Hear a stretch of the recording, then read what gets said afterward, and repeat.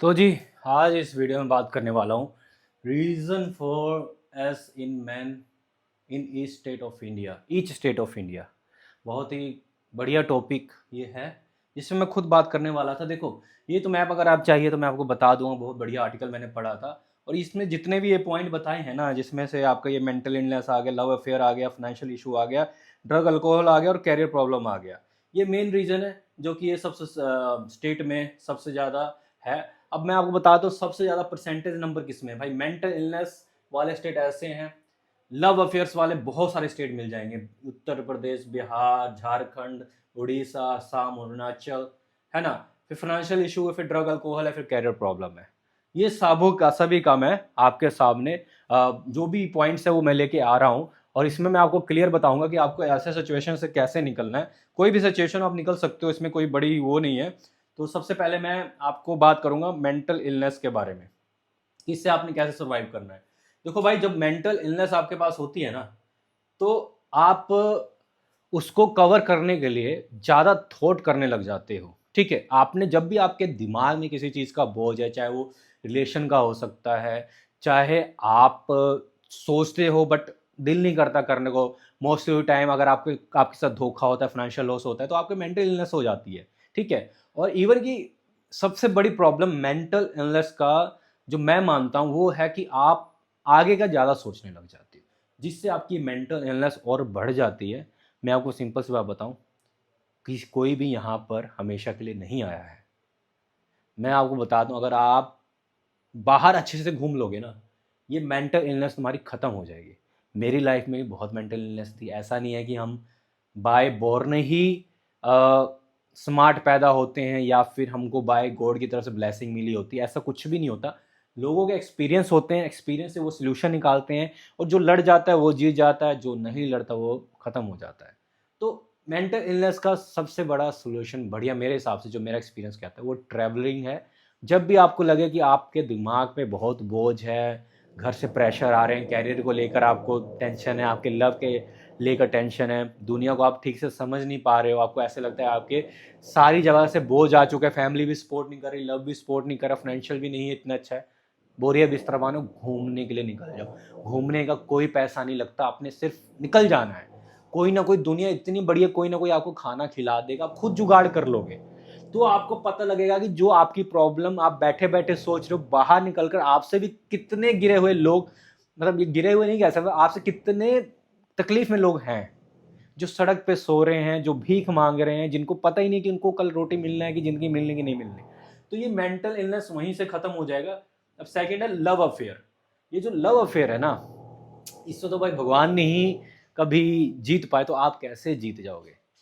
जब love affair आपको निकलते हैं, मैं लास्ट पिछली वीडियो देख लेना, उसमें ये था कि बंदा शादीशुदा था, उसको अरेंज मैरिज के 3 महीने हुए थे, फिर बाद में उसको अननोन नंबर से मैसेज आया, उसने कहा कि मैं तेरी वाइफ का एक्स बोल रहा हूँ और मैंने तेरी वाइफ की बहुत ली है, एंड फ़ोन, मतलब उसका ऐसे कुछ बातें होती हैं। फिर वो अपनी वाइफ से पूछता है, तो वाइफ कहती है कि नहीं नहीं, ऐसा कुछ भी नहीं है। फिर बहुत बार बार पूछने के बाद वो बताती है कि हाँ, एक मेरा रिलेशन था, उसके साथ मैं 2-4 बार फिजिकल हुई थी, उसके बाद फिर वो मतलब शादी कर ली, मुझे धोखा दे गया, जबकि वो सारा बुलशिट था। फिर ऐसे लव अफेयर में आपका दिमाग और ज़्यादा खराब हो जाता है। मैं आपको बात बताऊँ, अगर ऐसे आपके पास लव अफेयर आते हैं ना भाई, उस कहते हैं ना, उसको छोड़ दो, अपने माइंड से भी, अपनी बॉडी से भी, अपने थॉट से भी।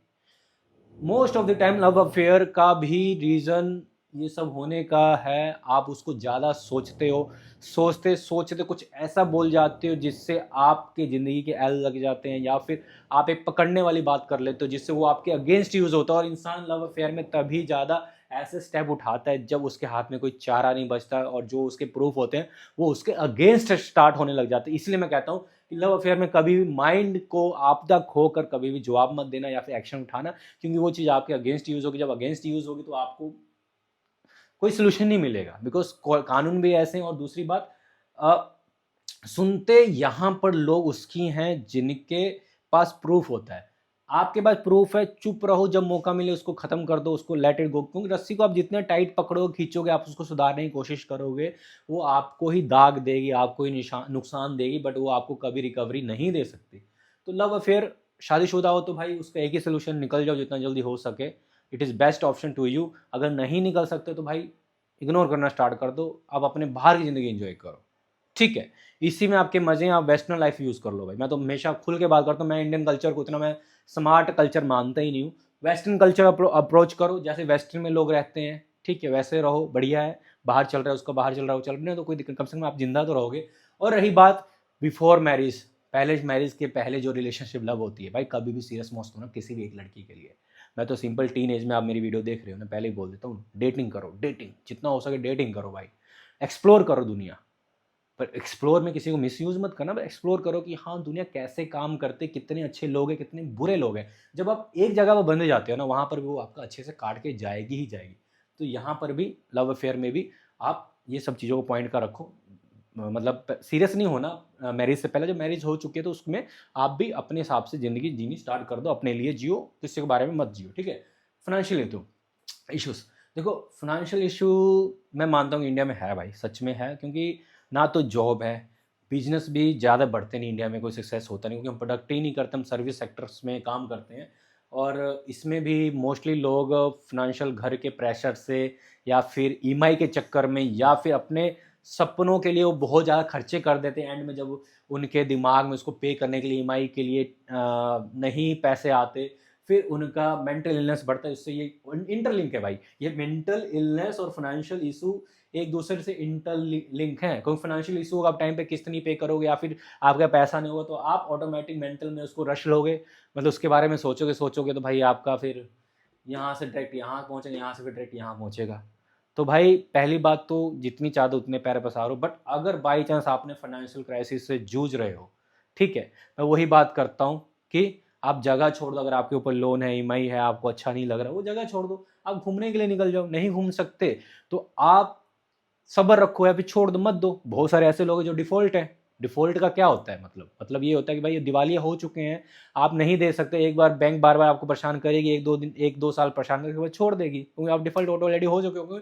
6 महीने में खुद ही बैंक आपको एक डेप्ट आपको एक उसमें डाल देती है कि हाँ आपसे रिकवरी नहीं हो सकती। उनका एक नया टर्म होता है, दिमाग में नहीं आ रहा, बट उसमें वो डाल देती है हाँ, नॉन परफॉर्मिंग एसेट्स में डाल देती है। तो वही चीज़ है कि वो आपको फिर नहीं छेड़ेंगी, ठीक है। और बाई चांस आपने ईएमआई पे कोई सामान लगाया है, या फिर उसके कॉल आ रहे हैं, है ना, तो या फिर आपकी लग्जरी ज़िंदगी चल रही है बट आपका इनकम कम हो गया है, तो भाई पुराने जैसी ज़िंदगी दोबारा जी जा सकती है। कभी भी अपने लाइफस्टाइल को इतना हाई मत कर लो कि उसके बिना आप जी ना पाओ। हमेशा लो रहने की कोशिश करो। जितना आप लो लेवल पे रहोगे और ऊपर मैं कहते हैं ना, हाई लेवल थॉट रखना चाहिए इंसान को, लो लेवल पे रहना चाहिए, वही इंसान आगे तरक्की करता है।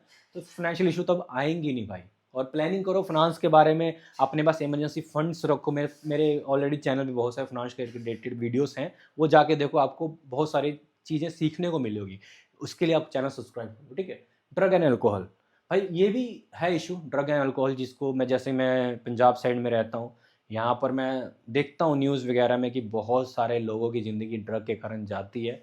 और मैं आपको एक बात बता देता हूँ, ड्रग चाहे आप थोड़ा लो चाहे ज़्यादा लो, it is always deadly. And सब ड्रग और अल्कोहलिक का, जितने भी नशे पत्ते या फिर दारू वगैरह है, इसका एंड डेड ही है। पर इसको कैसे सुधारना है, simple, replace with another thing. मैं भी ड्रिंक करता हूँ भाई, मैं झूठ नहीं बोलता। मैं भी इंजॉय करता हूँ, इंजॉय भी नहीं टर्म कह सकते, लाइक हम कॉर्पोरेट लाइफ में रहते हैं, कॉर्पोरेट में वर्ल्ड में काम करते हैं, तो ये चीज़ें हमारे लिए एक बिजनेस में थोड़ा बहुत ये चलता है। बट हम इसको कैसे लेते हैं, जैसे कि वन टाइम हो गया, ठीक है, कभी कभार, क्योंकि पंजाबी हैं तो पंजाबियों में यार बिना अल्कोहल के चाय बात चलती नहीं, 100 बार की एक बार, ठीक है। बट मुझे जब ऐसे तो मुझे कभी ये नहीं लगता कि मैं एडिक्ट बन जाऊँ, क्योंकि मौत उसी की होती है जो उसके एडिक्ट हो जाते हैं, या फिर उनको उसके बिना रह नहीं सकते। तो उसका रिप्लेसमेंट आप कर सकते हो किसी और चीज़ से, या फिर बहुत सारे गवर्नमेंट के नशा छुड़ाओ केंद्र है, वहाँ पे जा सकते हो।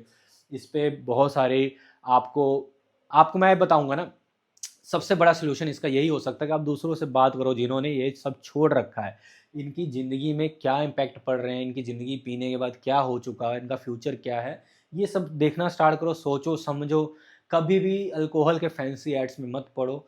आप इसका पहले, आप जब आप पीने जा रहे हो ना, पीने से पहले ही आप सोच लो कि इसका एंड क्या है, कहाँ इसका एंड है। जो जिन जिन लोगों ने आपके लाइफ सर्कल में पिया है, उनका एंड क्या हुआ है, खुद ही आप समझ जाओगे, और अगर हो सके तो आप छोड़ दोगे।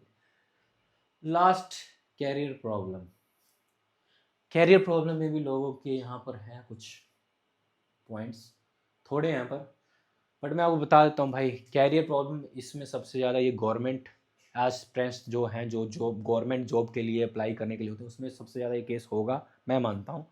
क्योंकि जिसने ज़िंदगी में 5-10 साल गवर्नमेंट के जॉब के लिए पेपर दिए, अपने फैमिली पे दिमाग पे कर्जा किया, बाद में गवर्नमेंट जॉब नहीं लगी और वो उनका एक मैरिज लाइफ ही ख़त्म हो चुकी है, उनकी ग्रोथ भी ख़त्म हो चुकी है। अगर वो नहीं न्यू जॉब में जाएंगे या फिर बिजनेस में जाएंगे तो उनको बहुत टाइम लगने वाला है।